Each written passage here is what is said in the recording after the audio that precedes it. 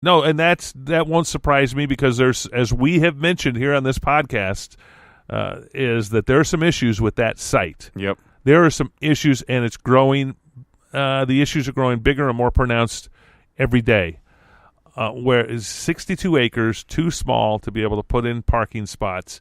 There's no room for tailgating there, and that's a big issue right now. And they don't have an answer for that problem. They keep saying, "Oh, we'll find an answer. We'll find an answer." I'm not even the Bally High property. They're talking about a golf course south of Mandalay Bay and using that as a property.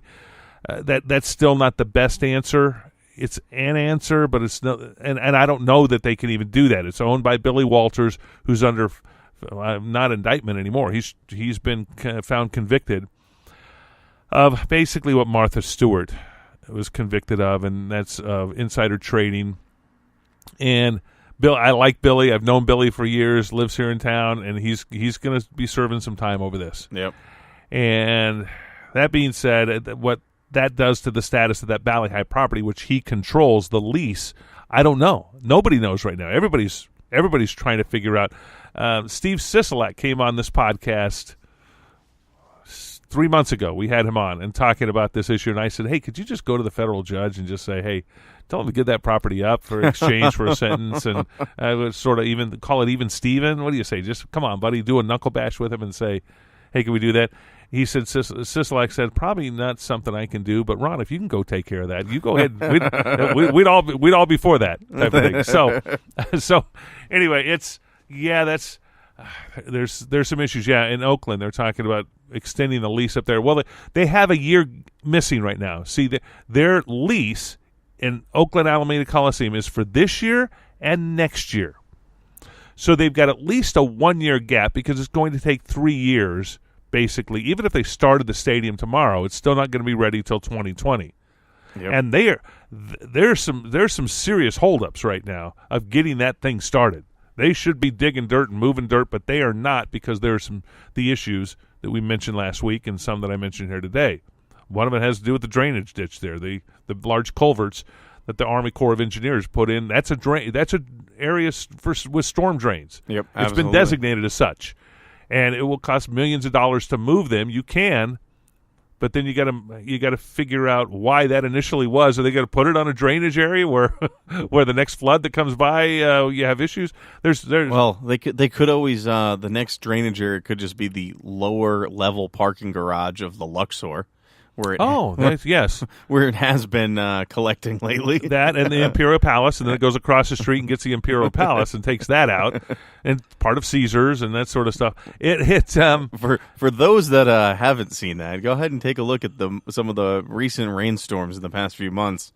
The entire lower parking garage of a few of those casinos were completely submerged. Yes, I saw taxi cabs with drivers sitting on the roof of their taxi cab because their entire car was underwater. And that's with not a lot of rain. It's not like we get a lot of rain. It just all funnels there.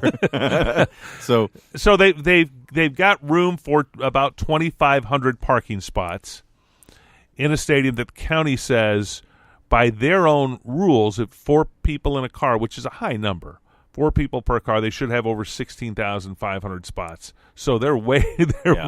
There's a serious problem there. At least we've got the Golden Knights. We have our professional team right now, and we'll welcome the Las Vegas Raiders with open arms once they get here. But obviously that is and I really hope. I mean, I hope things don't change. I mean, it's that.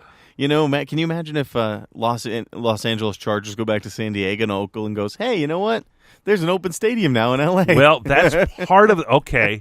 And that, as I've said here before, that's the reason why the Chargers jumped on that spot to go to L.A. is because the NFL does not want the Raiders in Los Angeles. They do not want the Raiders in Los Angeles. No way, no how. Stan Kroenke, the owner of the Rams, does not want them there. The NFL doesn't want them there. I bet L.A. wouldn't mind, though. No, the citizens of L.A. wouldn't mind. They'd prefer them over the Rams. I'm sure. And over the Chargers. Certainly over the Chargers. The Chargers are in it. I'm not convinced L.A. can support one L.A. Ram team, much less support Rams and Chargers. I know. It's unbelievable. So but it's a messy situation. Okay, we need to jump into Rick Pitino, NCAA, FBI. whoa, whoa, whoa. This has the potential scandal to turn college basketball on its head. Bill, you've been covering it, following it quite a bit. Yeah, I mean, it's some of the things. I mean, so first of all, Rick Pitino. It doesn't surprise me that his name is linked to this. For anybody that has followed Rick Pitino's career, Yeah. He is still right now. He is on unpaid leave. Coach of Louisville. He's on unpaid leave after this scandal broke. This morning is Wednesday, September 27th. He was put on unpaid leave due to the scandal that broke. We'll talk about that in 1 second. The reason he was put on unpaid leave, but the athletic director from Louisville was also put on unpaid leave as well. He was told this morning to go and basically fire Rick Pitino, and the athletic director refused. So they fired him as well. And I say fire. It's going to happen. The only reason that they're both on unpaid leave right now is because they are under contract, and Louisville is trying to find out what it can do legally, to make sure that they're not absorbing or going to get dinged for this breaking of contract. Rick Pitino makes $7.8 million a year, one of the highest paid, or the highest paid NCAA coach right now. So that's why Louisville is going to walk a fine line in actually getting rid of him. But make no mistake, he will be fired. But he is, prior to his unpaid leave, he was already serving a 5-game suspension for his previous scandal regarding prostitutes. Oh, yes, that one. So, that's right, that one. So that he knew nothing about, that his coaches were his assistant getting coach hookers for players. Was walking around with $10,000 in cash. An assistant coach that made $40,000 a year was walking around with $10,000 in cash to pay off prostitutes so that they would sleep with the players. So he was already going to be serving a 5-game suspension for that. And now you already mix it with another scandal. Surprise, surprise. And Rick Pitino can't just say, well, I didn't know every time. But this latest scandal has involved a few different colleges, including USC. Auburn is involved. I mean, there's a couple different schools that are involved with this scandal, and it's involved the FBI as well. And what the FBI has, already done is they're sequestering records from Adidas, from Nike. That there is talk, at least accusations right now. We can't say that it is confirmed. They are only accusations until they are tried in a court of law. That Adidas paid $100,000 at least that's one that's known to a player's family, so that player would sign with Louisville, and under the hopes that he would actually go to Louisville, and then once he made pro, he would actually wear their shoes and sign an endorsement deal once he's pro. So I'm sure they paid their taxes on that stuff. I mean, I don't want to, because I felt it was wrong what the government did to Al Capone and put him out at Alcatraz, and the poor guy for tax evasion. Okay, so a little bit of taxes here and there, and didn't pay, and the murders aside, the multiple the hundreds of murders aside, then they get him on income tax evasion, send him out to Alcatraz for a little while. You think they probably did they pay their taxes? You think the IRS at some point might enter into this? Maybe that's how they found out. Maybe.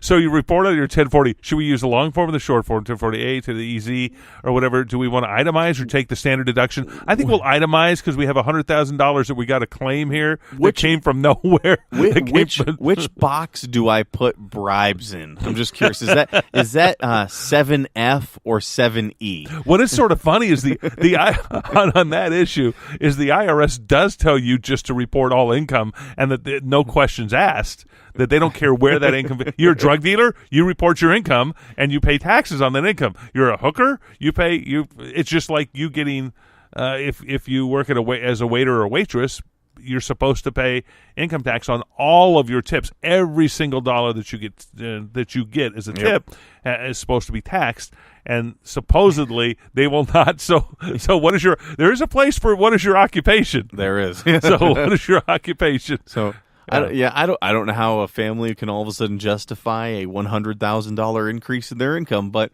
obviously it was paid in cash. Which the thing is that's a pretty big deal for like Adidas. I mean, that's Yeah. major company that paid $100,000 cash money for this. I mean, this backdoor deal for what the NCAA, classifies as amateurism. And that's the big, big take is they're not supposed to be making any money.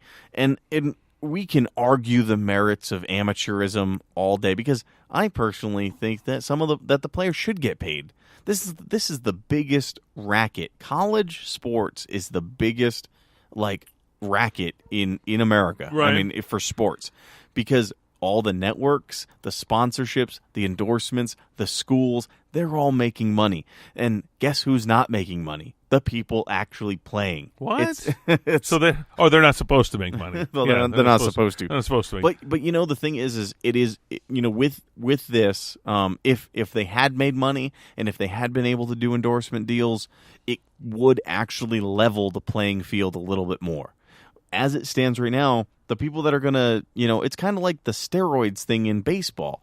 Who's going to succeed? The people taking steroids. Who's not? The people not taking steroids. Right.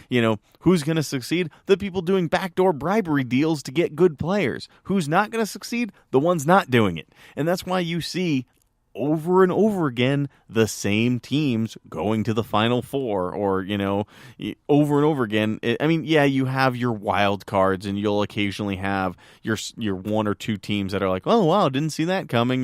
They fielded a good team, but you're not going to see some of these small schools be able to have any competition because they don't.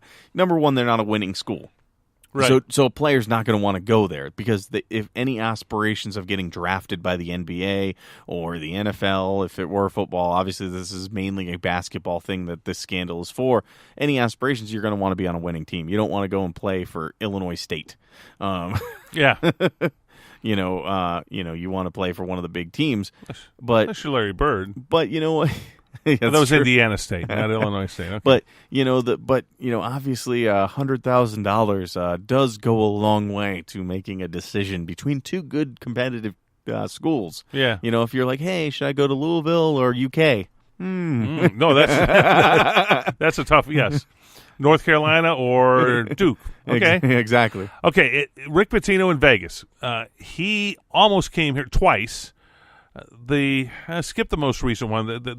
The better story is the one around the year 2000 after Bill Bano was fired at UNLV for NCAA violations.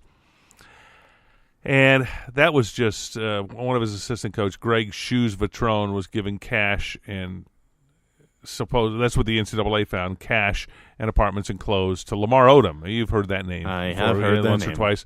And remind me of all the stories to tell, a great Lamar Odom story that I got to tell, but we won't have time in this show tonight. But Rick Pitino was for 3 weeks, the big story here in Las Vegas was, will the Rebels get Rick Pitino? He and his wife came here. They went on a number of trips here in town. The president of the university was Carol Harder. The athletic director was Charlie Cavanero at the time. And they were trying to get Pitino to come here. And I'm sitting back in the sports office. It's about 5 o'clock in the evening. And the station, I was working at Channel 13 at the time. The station I now work for, Channel 8, the sports guy there at the time, Dave McCann, does a story that says, done deal, Rick Pitino's coming to Vegas. Done deal. Done deal. Done deal. And so I was watching it, saw it, because we were monitoring each other at the time, and especially when you have a story that's this close, you want to break that story. You want to do it. Absolutely. Okay. So news director comes back to the sports office. Ron, you watching Channel 8? Did you see what happened? They just reported. Done deal. Rick Pitino's coming to Vegas. Oh, no. I said, no. Do you have that story? You got that story? I said, no, I don't have that story. I said, I made a few phone calls, and then I made a couple of more before my sportscast, and everybody told me the same thing. The sources that I had said, is it a done deal? Well, pretty much, except hang tight, Charlie Cavanero and Carol Harder can still screw it up. And I knew the two, so I knew that to be the case. That was what my gut told me, and that's what these sources were telling me. So I went on air and said,